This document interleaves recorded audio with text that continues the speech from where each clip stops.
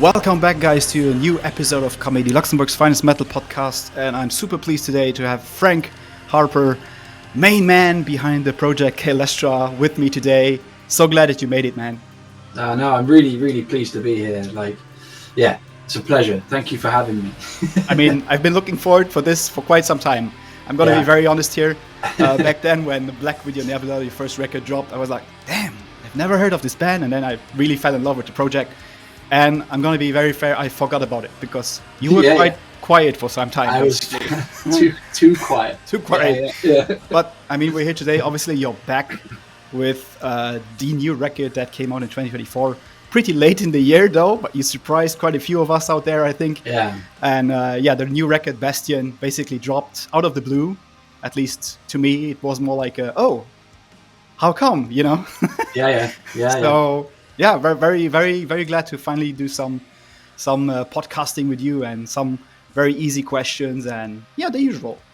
First things first, how are you? How's the year been? Yeah, good. It's been a crazy year. As you said, I've been very quiet for a long time, and then suddenly I started to slowly, get the machine that is Caelestra moving again. Yeah. And that was a lot of work. Like you said, it had been a long time since Black Widow Nebula, 4 years. Which is still, I mean, a good amount of time that you need, between records, I feel. Yeah, but, But, it's, like you said, it felt like it had been a long time. And it felt longer, yeah, for sure. Yeah, and then all of a sudden I had this record finished and on my hands, and I was like, okay, shit, now I've got to get this thing out there and get it heard. And, that's a different thing entirely. There's one thing making the record, and then it's another thing trying to get it out there and heard to people. So it's been crazy, but it's been good. So I can definitely tell. I mean, I've been following, but I have to say, fairly enough, you haven't been on Instagram for that long. I mean, it's only recently added, so that helped quite a bit.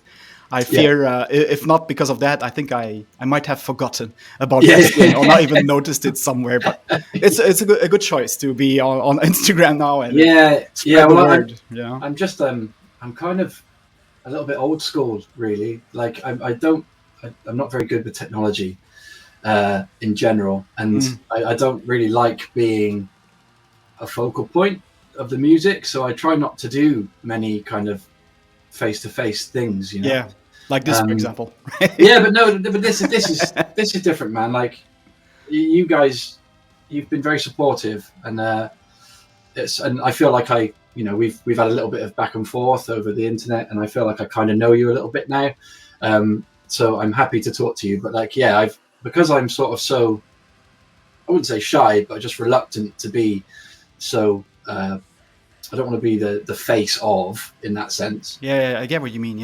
Yeah. So I just kind of I joined Instagram because I figured it'd just be an easier way of getting the record out there. For sure. Yeah. I mean, I get what you mean, because basically, I mean, I've been doing some music as well and making it. And as you said, doing the step that I have to spread the word in some way or another.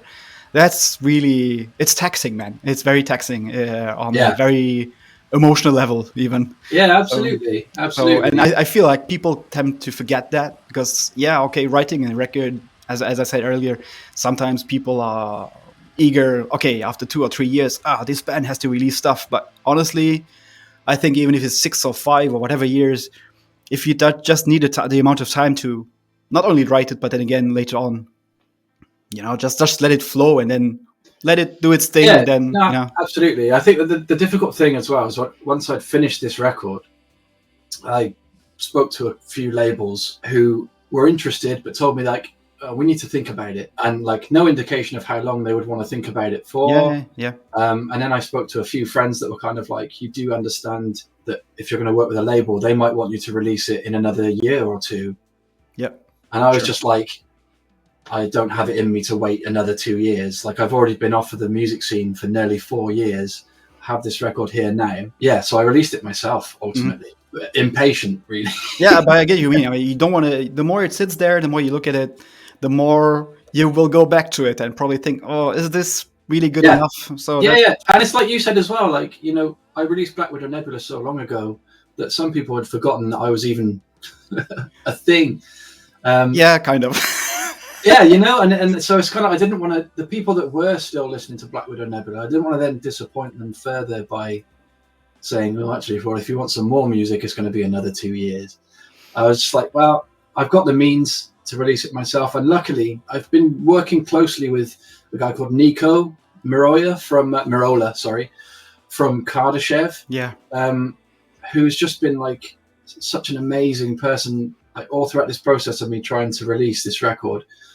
He's been helping me and like giving me advice on how to best approach it. And ultimately, like his input, I feel, has been way more valuable than I could have got from some of the labels that I was talking to. Yeah. Just very lucky and fortuitous turn of events. Yeah. Really. Yeah, kind of. Yeah. Well, I mean, that's a difficult choice. You know, like you have your thing ready to go, and I feel even though it came up pretty late in the year, I still feel that it was probably the perfect time.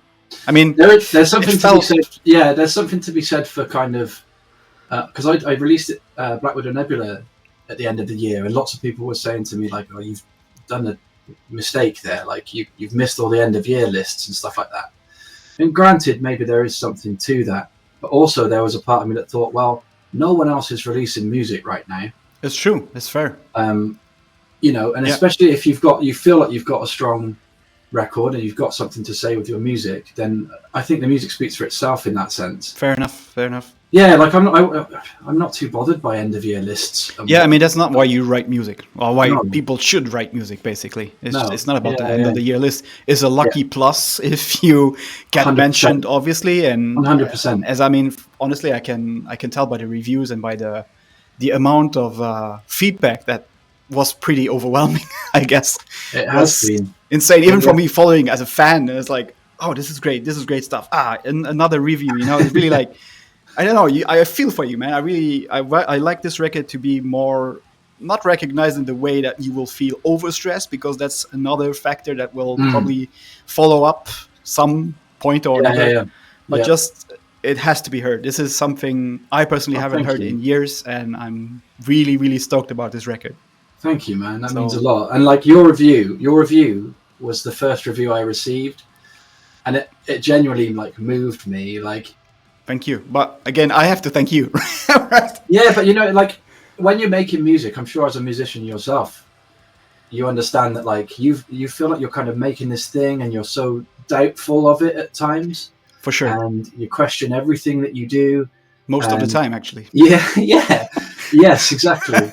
So to like have it out there and to have a review like yours was, it was like a huge just weight off my shoulders. It was like, even if this one like person thinks that this is as good as he thinks it is, then this was totally worthwhile. You know, you're most welcome. I mean, I will just go backtrack a bit and say like, I remember back in it must have been around the 2021s or something like that, where I stumbled upon Iapetus, the band. Iapetus.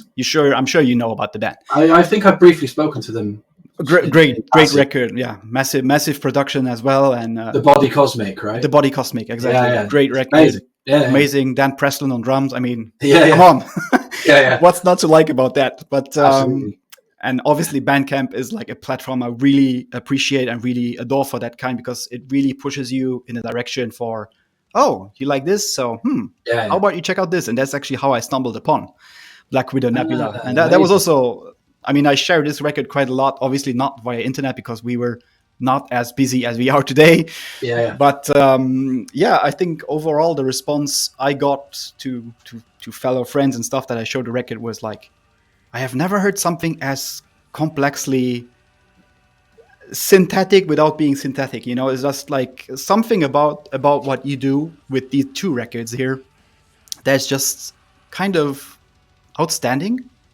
I think that's the right word to put it. I don't know how you process. I mean, obviously, I went through the new record quite a few times already, and I mean, I have no clue how to explain it. But there are several songs that just break a certain level of I mean, I think a lot of the way I write music, it's cinematic.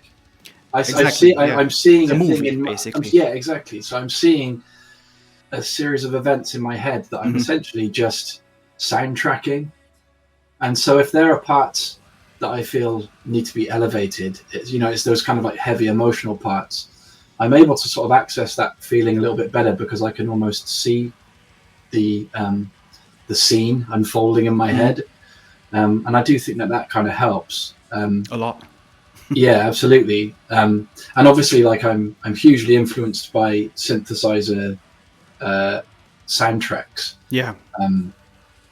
So I try and utilize that to its best effect wherever I can. I mean, I read you described it in some ways on Bandcamp as synth gaze, and I found that very interesting because I feel you're like the first one to ever use that sentence, but it makes sense. It just makes sense. Tricky. It's tricky trying to genre this thing because it is that, but it's also so much else. Yes.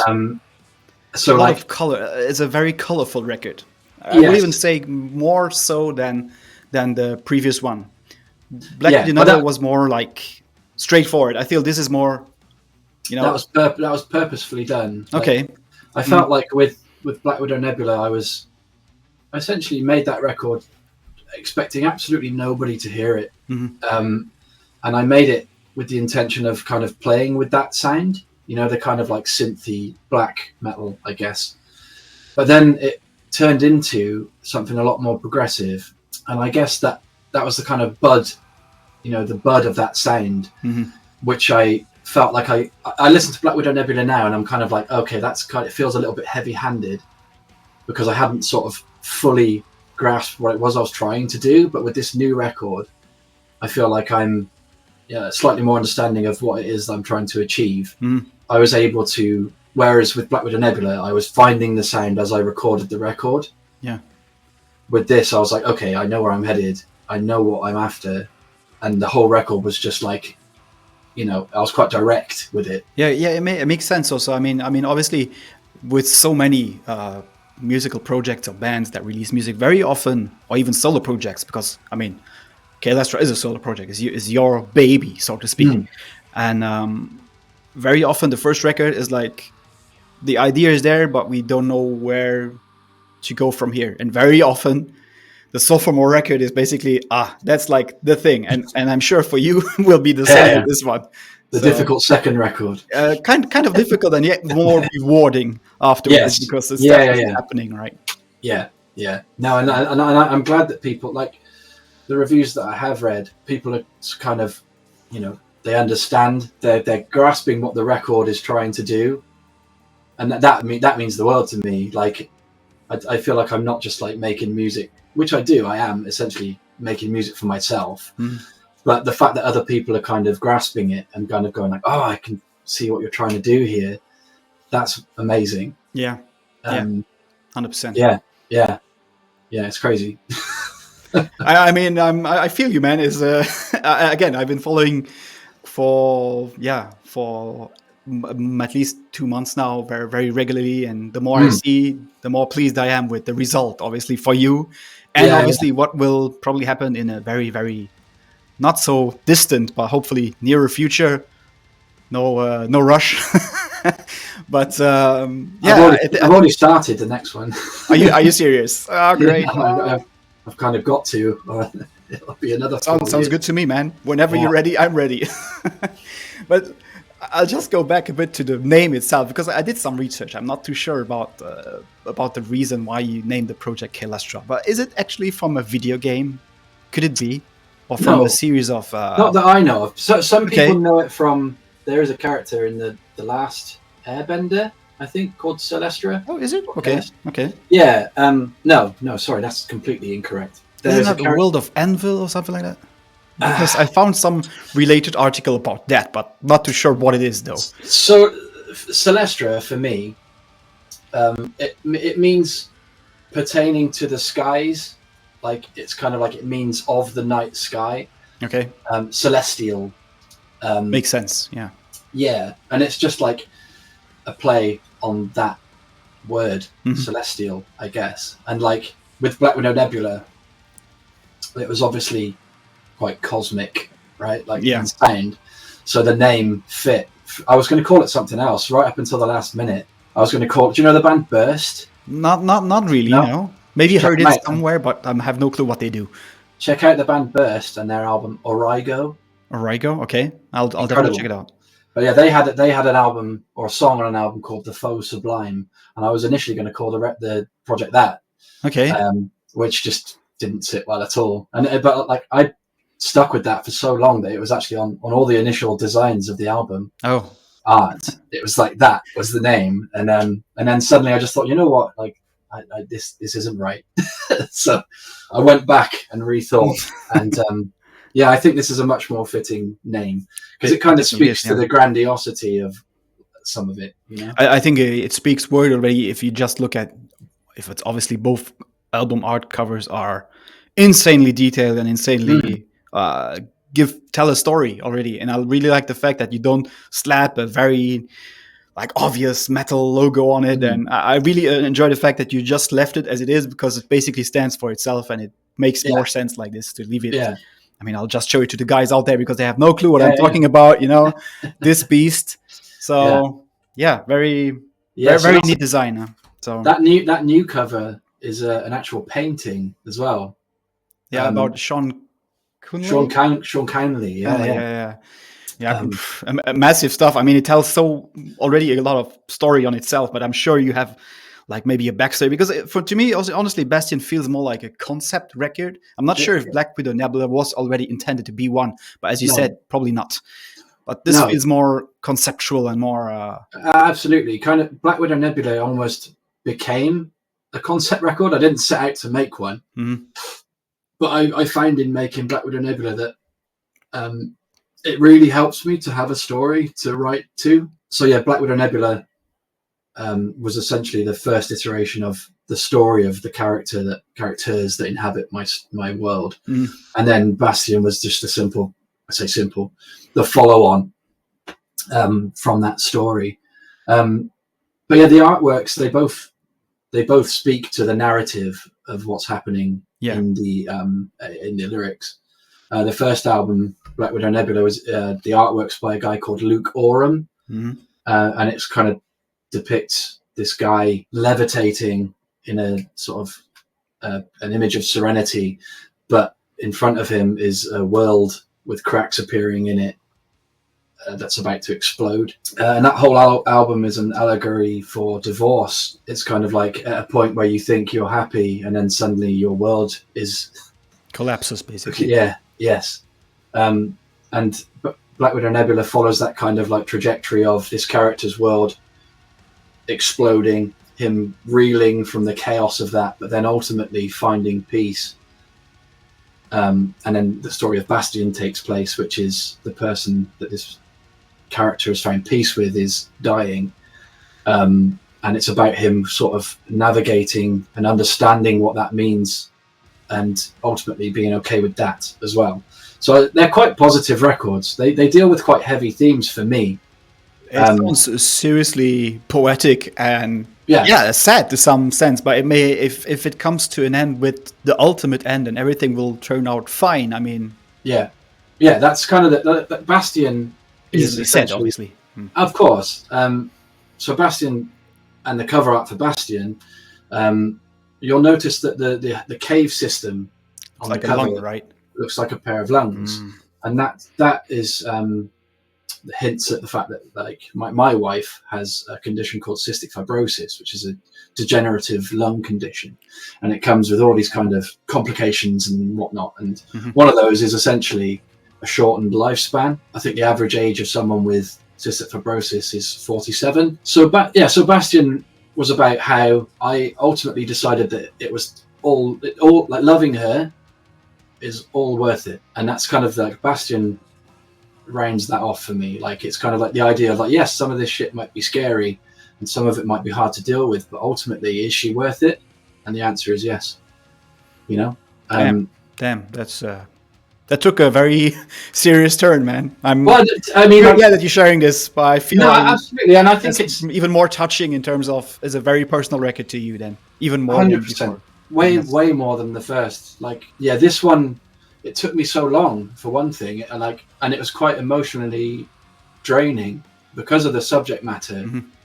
Like there were like some of the vocal takes were just like really hard to do Yeah. because of the lyrical content, and like certain parts of certain songs hint towards certain things happening, and emotionally it's heavy, and the music is heavy, but ultimately it's cathartic, right? And that's why we do this stuff, is you get it out. You have to get it out of the system. Yeah, right. Yeah. But yeah, that's essentially what Bastion is, and as a tool for me, it's been so useful. Like I've dealt with a lot of my own shit For sure. by making that record, For sure, man. Yeah. I mean, I even more now. I feel like this is, even as cheesy as it sounds, but is a declaration of love. First of all, to your wife, to yourself, to your life, and to the ultimate, as you said, the ultimate answer is yes. Yeah.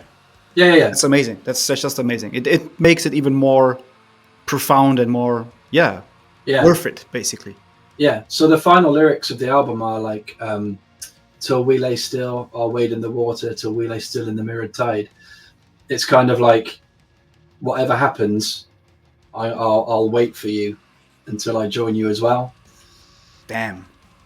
Yeah. I'm gonna cry now. Honestly, it's even it's heavy, man. And like, I actually my producer helped me with the lyrics this time around, because they were, I couldn't articulate that feeling of what I wanted to say. So my producer Charlie helped me. He kind of gave me some like ideas and a rough framework of lyrics that I was able to kind of go like, okay, that's great, but I wouldn't say it like that. Like, and then I would go away and I'd be able to manipulate his words into the way that I would say them. And that was so invaluable, because it just got me started, because like I didn't know, and then the words just came pouring out. Once I was able to be pointed in a direction, I was ready to go. But I'm so thankful that he was there to help, because I think I would have just been laboring over the lyrics for another 4 years. Yeah, and then obviously again you start doubting yourself, and then starting the lyrics, the story, and everything. Or am I even ready? I mean, obviously, now that we talked about the sort of concept, is not really a concept. It's basically your life story.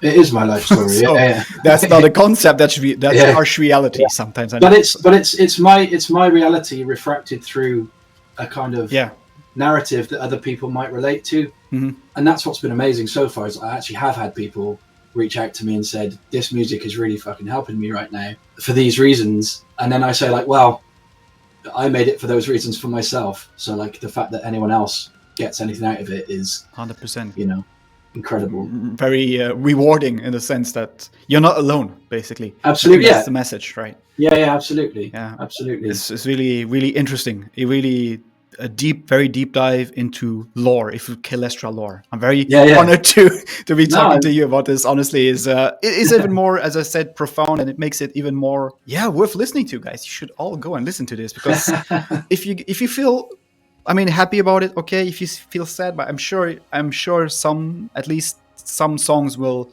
resonate with everyone. Yeah, because I think there's something on the record for everyone. I agree. Yeah. It's progressive, as you said. It's fast. It's sometimes very introverted, kind of, with all the layers and stuff. I mean, Wall of Sound people will love this, for sure. As you said, I mean, for fans of, I mean, you put it on the thing, right? Devin Townsend, I mean, speaks for itself. Opeth, Kardashev, obviously, Astronoid. So you're basically up there, man. But though, I have to ask, because this is something I've never seen before, and that's also part of your background, obviously, right? Yes, yeah. It's crazy. It's such a cool idea to just put out a figurine. Oh, thank you so much for buying one of those, man. That's so cool. I mean, I saw it, I thought, wow, this is probably a shirt is nice, a beanie is nice, yeah.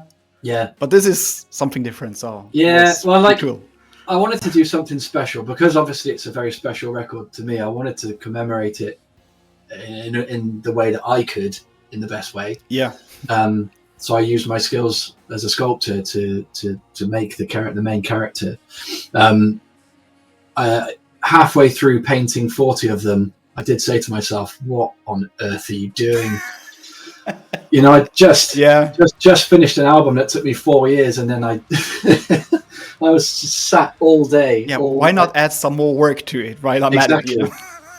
exactly. But ultimately, I think it's been worthwhile. Like, it's such a cool little package. Like when I got the artwork from Sean, and I was able to then start designing the packaging and whatnot, I was just like, oh man, this is. I made it for myself. Yeah, I can see it in the background there. So yeah. I mean, number one, hopefully, right? No, I gave that Really? I gave that one to Nico. Okay, well, he deserves it. He's the Chad. Yeah, he definitely deserves it. Yeah, absolutely. But yeah, I feel like obviously merch, and I mean I'm surrounded by merch as well. But we all like our merch. We like to support. But I feel like this is really shows even more of your life, even though, as I hear from what you've told me until now, a very introverted guy, but kind of you sometimes have to let loose and let everything out. Yeah. And I find it even more interesting that basically this figure, the Wayfarer, is basically you, right? What I guess for obvious reasons.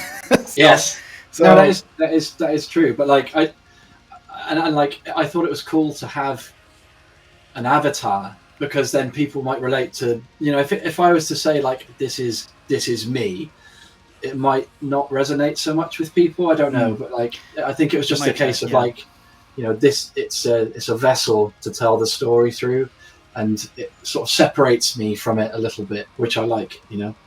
Yeah, but again, it gives even more detail to the entire package, as you said. It rounds off basically the whole thing with this super nice edition. I'm not sure if they're still available, but by the time we are recording this, there are still some available. So make sure to go and grab. Yeah. Grab. They're limited to 40, and I think half have gone now. So well deserved, man. Any ideas for some? Because as you mentioned, you're basically an animation and a puppet maker, so to speak. Yeah. So which is again crazy idea and a very interesting choice in general. Yeah. It's a strange job. Like I work for the company that makes Wallace and Gromit. It's crazy. I checked it out. And I was like, hey, okay, yeah, true. They're from Bristol, and then okay, yeah. yeah, and it's like some days I have to go in and I make just underpants for puppets. I mean, you get paid. Oh, well, I mean, yeah, but like sometimes I just sit there, sometimes looking at what I'm doing, just thinking like, is this real? I'm just like making underpants for like 5-inch tall humans. I mean, why not? Why not? It's a job. It's a job. It's a job. Yeah. You feel like this make like being a puppeteer or an animator in that sense. Was it easier to like, since you have like at least a visual mind and you have some obviously a creative like background, was that more helpful to creating the so to speak narrative of the record? Or I think so. Idea? I think so. Yeah, I think so. Like I studied animation at university, and I've written scripts and drawn storyboards and all this kind of stuff. So I come from a very kind of cinematic, filmic background, and yeah, it certainly helps when you're trying to tell a story through music as well. Yes, yeah, absolutely. Mm-hmm. Yeah, I mean, again, it's a very different approach but I mean, it's rewarding also in that sense. I mean, not sure if you worked on some of the movies. We're just opening brackets here. Did you work on some of the movies as well, basically? Yeah. Oh, great. So next time I see an underpants, I think about you. Yeah. So yeah, I've been with the Aardman, the company, for 10 years. So most of the stuff from the past 10 years I've had a hand in. Nice to know. Yeah. And it's funny, like working in stop motion animation, I started as an animator because I wanted to perform, but I didn't want to be in front of people performing. Okay. Yeah, makes sense. So and here I am, after having played in bands, I've somehow ended up being a guy that doesn't perform in front of people, but still. And yet you do. And still do, yeah. It's kind of weird how that's all worked out. Yeah, but I mean, you said it like you had a band, or you were in a band for 15 years ago. Could that be around there? I mean, yeah. When you say it like that, it's terrifying. But kind of, yeah. Age is not stopping for us. Don't worry. No, and it's one of the things like that kind of got Caelestra going. Was that we kept trying to get that band back together. I think the last live show I played was in 2014, so not for a long time now. And then almost every year we'd all meet up again, and I'd bring a bunch of riffs and ideas, and then everyone would go, "Yeah, that's great. We'll meet up again next week," and then never see each other again for another year. Yeah. So I just sort of accrued all of these riffs and ideas for the first record, which I was able to kind of fall back on when I came to make my own record, which was great. But then the second record, I had to start literally from nothing. From ground up, basically. Yeah, which was scary, but ultimately, I feel it's actually the strongest thing I've ever done. So for sure. I mean, I'm not sure if you released any records with your previous project and band, but out of the two, I think definitely Bastion speaks for itself in terms of storytelling. Basically, thank you, man. It's a really unique kind of way of letting out feelings and emotions, and even with the background now is even more insane. And I have a lot of respect for that because, again, I mean, I'm doing some music myself, but I know what you mean. A solo project is easy to handle, and that is, I mean, at least for me, because going to band practice and people not turning up in the usual, so that's kind of frustrating. So at one point, you just like, let me just get it done. Yeah, that's kind of it. That's kind of where I got to. I was kind of like, well, now I've got all this music. If you guys aren't going to make it with me, you'll do it yourself. I'll do it myself. Yeah. I mean, it doesn't feel like that all the time, but yeah. For sure. I mean, obviously there's ups and downs with everything basically. And I'm sure you still, you'll still be able to, maybe convince them to. Well, we're in talks to doing Caelestra live. Oh, great! Yeah, so that was one of the questions I actually put on, but I thought like, but it's a solo. Should I really ask the question? But now you popped the bubble. So no, I absolutely like. I'm in talks with a few of my musician friends, who are more than up for doing it live. My concern is doing it justice live. Because obviously it sounds so big on the record. How to portray this in a live set? With yes, the same... I think we would almost certainly have to play to some kind of backing track. Yeah, for sure. Unless I could find 15 synth players. First, you have to find a stage where as many people fit without feeling uncomfortable, obviously. Yeah. So, but I think that would be the only element that I would backing track. Is the synth players. I think I would, if I had to, I would play rhythm guitar. And then I'd find someone to deal with live lead guitar. And so I still think you could do it with 4 guys. Mm-hmm. But we'll see. That's going to be something that we try to do in 2025. So sounds like a cool idea. Honestly, I'm all up for it. I mean, I heard the first record and this one, and I thought this is probably, I will not say impossible, but seriously challenging to put this live as a live performance. So I'm looking forward to that. If you manage to, I'm all up for there. Yeah. So we'll come to Luxembourg. You may. We have quite a few nice locations here, and the metal scene is growing ever stronger. It's a good scene. Yeah. I mean, the whole reason, I'm going to open some brackets again here. That's what we do on this show. Basically, our idea behind the podcast was we were bored during the pandemic. We couldn't do shit, basically. Mm-hmm. So let's just create a podcast. We were 2 back then. So, and we thought, let's do like, what do people like? Podcasting about what? Video games, obviously. There were already a few there. And then straight off, we went to, let's just talk about metal. That's what we like. No matter which genre specifically.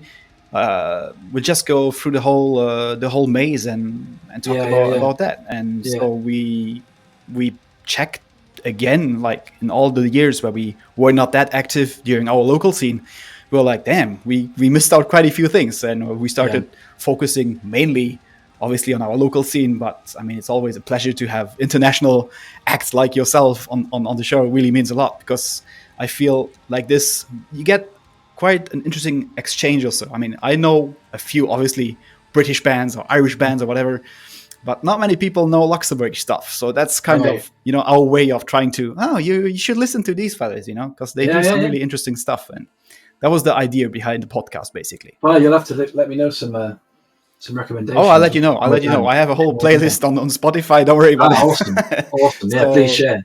I will do. I will definitely do. No worries about that. Yeah. Yeah, I mean, I really look forward. If ever you're in Luxembourg, or if ever, I mean, I'm not fairly often in Bath, but it's not that far away. So, Yeah, right. so because my wife went to study there, basically, Joe. Oh, okay, Yeah, okay. yeah. So Beautiful, beautiful. yeah, city. beautiful city. Yeah. Bristol. I have to lie though. Bristol is a bit too ugly to me in terms of architecture and stuff. If you've been spoiled with Bath, and then you go Hard to to beat, Bristol, right? yeah. I should have started in Bristol basically, and then absolutely. work my way up to Bath and back to London. But no, Bristol is fine. To all the Bristolers out there, no worries. For sure, man. As well, I mean, I've been to a concert there. It's been quite a long time ago, though, I have to say, and it was a very local show of some local fighters playing. Cool. I forgot the band name, honestly. It was way too long ago. Yeah. But might have been me 10 years. Who knows? What was the name of the band? We were called Fever Sea. Like Fever after Sea. the My Dying Bride song. Yeah, no, I expected that reaction. But great. Okay, I mean, what else do I have on my list here? I mean, the main question remains, obviously, with so much said about Bastion, yourself, and the whole project. Where do we go from here? Except, obviously, maybe the live recording, the live shows and stuff. But where do we go from here? Do we need a break? I think you need a break. I mean, to be honest, like, I do feel like I need to take a break, but I would be really forcing it on myself. Like, making music is almost a compulsion at this stage. So I do think for at least the first quarter of this year, I'll be focusing on getting a live band put together. But then, if we can get a half an hour, 35-minute long set solid in that time, then after that, I'll start working on the next record. And, it is scary because, like, this record is so huge. Like, I look at it now that I'm a little bit out of it. Yeah. It's to make a 50-minute long record on your own is insanity. Yeah. 100%. So I think one thing that I definitely will do with the next release is consider a vinyl release ahead of the time.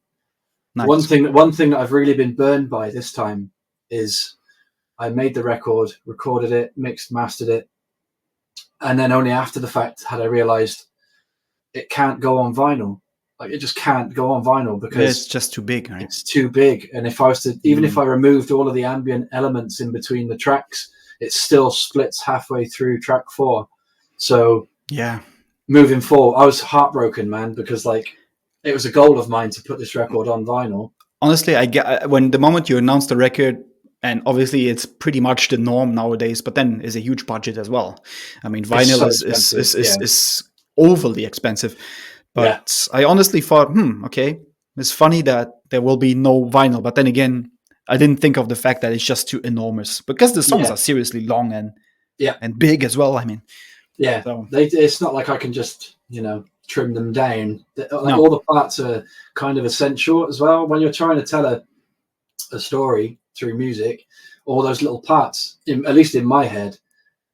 Yeah, they need to be there. You can't just they're chapters of a story. So, and also, like, someone said to me, "Why don't you move the track listing around?" And I'm like, "Well, that doesn't make sense to me either." Yeah.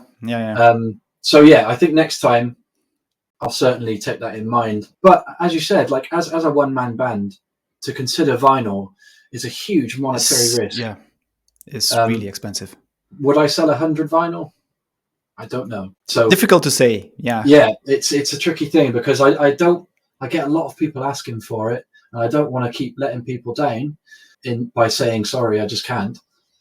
But also, I don't want to do myself a misservice. Yeah, but, so it's a tricky situation. But ultimately, I'm just happy that people seem to, they're happy with CDs, they're happy with digital downloads for now. So yeah, but I mean, again, as said, trimming, or let's say maybe the future record, even though it's longer and as big as it will probably be, or if not, does it matter if it's on vinyl? Not really, because it's still, again, your story, what you want to tell.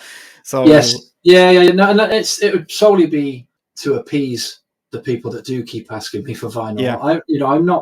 I'm not massively set on having it on vinyl. Like, I don't even own a vinyl player, so it wouldn't be for myself. But no, I am aware that there's a huge amount of people out there that's their life, right? They're the vinyl heads and stuff like that. Yeah, So, it's crazy. Yeah, the demand is enormous. Like, yeah, it's really crazy. Well, I've learned my lesson now. So moving forward, I consider. Yeah, that is how it is. Yeah. I think with that said, honestly, I think we are. I mean, I'm through with my questions. so I think we'll leave it with that. Thank you, dude. Such a nice chat, honestly. No, it's a pleasure, man. And like I said, like, you guys have been so supportive since, I gave you the record a little bit ahead of time. Oh yeah.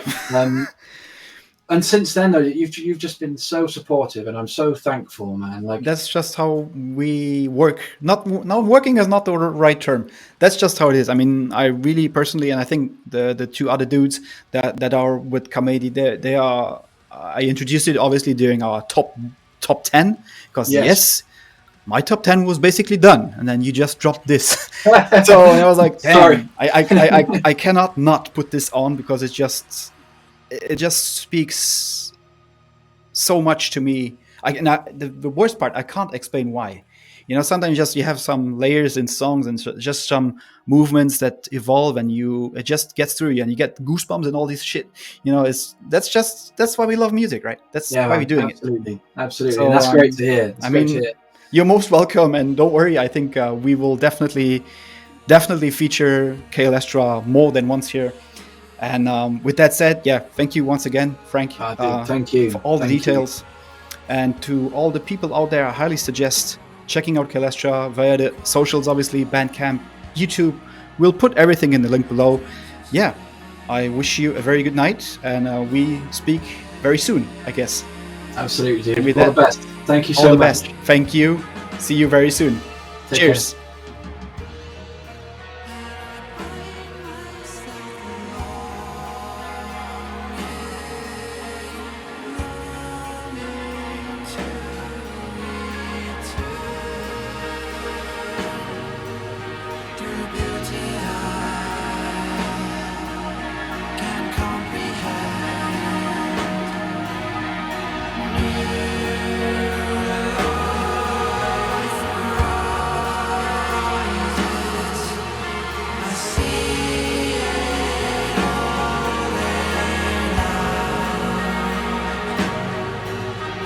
Cry.